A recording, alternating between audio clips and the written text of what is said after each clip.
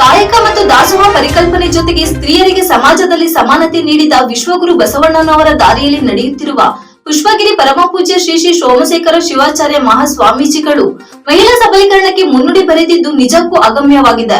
ಘನ ಸರ್ಕಾರ ವಿಶ್ವ ಬಸವಣ್ಣನವರನ್ನು ಅಖಂಡ ಕರ್ನಾಟಕದ ಸಾಂಸ್ಕೃತಿಕ ನಾಯಕ ಎಂದು ಘೋಷಣೆ ಸರ್ವರಿಗೂ ಸಂತೋಷವನ್ನು ತಂದಿದೆ ಎಂದು ಪುಷ್ಪಗಿರಿ ಗ್ರಾಮೀಣಾಭಿವೃದ್ಧಿ ಸಂಸ್ಥೆಯ ಹಾಸನ ಮತ್ತು ಚಿಕ್ಕಮಗಳೂರು ಜಿಲ್ಲೆಯ ಯೋಜನಾಧಿಕಾರಿ ವಿನೋದ್ ಧನಂಜಯ್ ತಿಳಿಸಿದರು.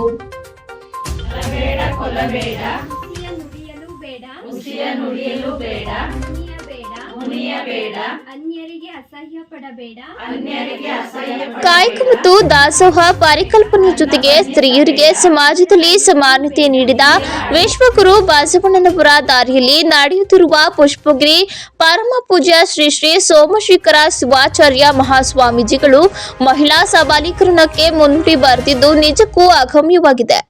ಘನ ಸರ್ಕಾರ ವಿಶ್ವಗುರು ಬಸವಣ್ಣನವರನ್ನ ಅಖಂಡ ಕರ್ನಾಟಕ ಸಾಂಸ್ಕೃತಿಕ ನಾಯಕ ಎಂದು ಘೋಷಣೆ ಸರ್ವರಿಗೂ ಸಂತೋಷವನ್ನ ತಂದಿದೆ ಎಂದು ಪುಷ್ಪಗಿರಿ ಗ್ರಾಮೀಣಾಭಿವೃದ್ಧಿ ಸಂಸ್ಥೆಯ ಹಾಸನ ಮತ್ತು ಚಿಕ್ಕಮಗಳೂರು ಜಿಲ್ಲೆಯ ಯೋಜನಾಧಿಕಾರಿ ವಿನೋದ್ ಧನಂಜಯ್ ಹೇಳಿದರು.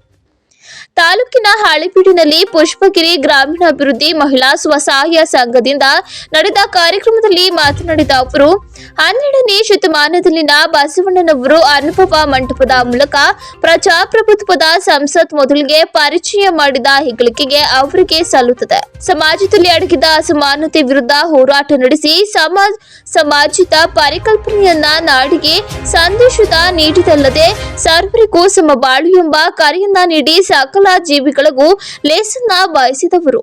ಜಾತಿರಹಿತ ಸಮಾಜದ ಕನಸು ಕಂಡ ಬಸವಣ್ಣನವರು ಸಮಾಜದಲ್ಲಿ ಸಾಮರಸ್ಯವನ್ನ ಮೂಡಿಸಲು 10 ಪ್ರಗತಿಪರ ಯೋಜನೆಗಳನ್ನ ರೂಪಿಸಿದ್ದಾರೆ.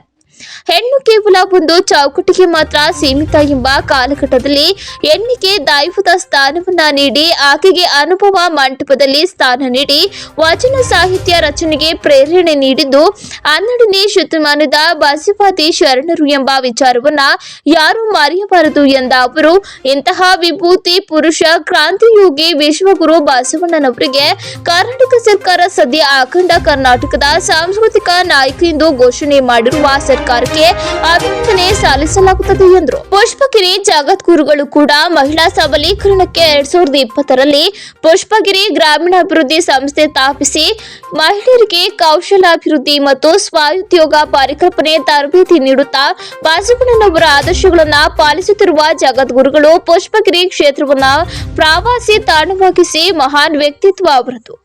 ತ್ರಿವಿಧಿ ದಾಸೋಹದ ಜೊತೆಗೆ ಸಮಾಜದ ಕಟ್ಟುವ ನಿಟ್ಟಿನಲ್ಲಿ ವಿಭಿನ್ನ ಮತ್ತು ವೈಶಿಷ್ಟ್ಯಪೂರ್ಣ ಕಾರ್ಯಕ್ರಮದೊಂದಿಗೆ ನಾಡಿನ ಜನತೆಯ ಮೆಚ್ಚುಗೆ ಪಡೆದಿದ್ದಾರೆ.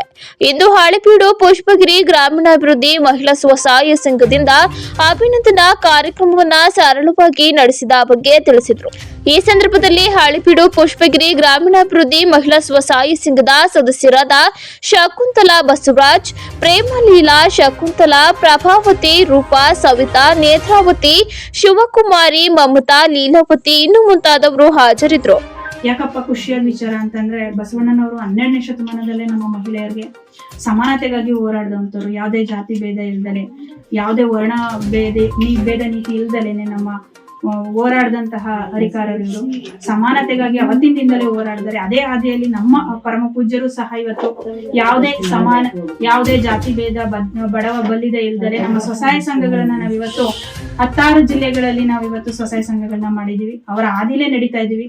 ಪರಮ ಪೂಜ್ಯರು ಸಹ ಕಾಯಕ ಯೋಗಿಯಾಗಿ ಪ್ರತಿದಿನ ಕಾಯಕ ಯೋಗಿಯಾಗಿ ಕಾರ್ಯನಿರತರಾಗಿದ್ದಾರೆ.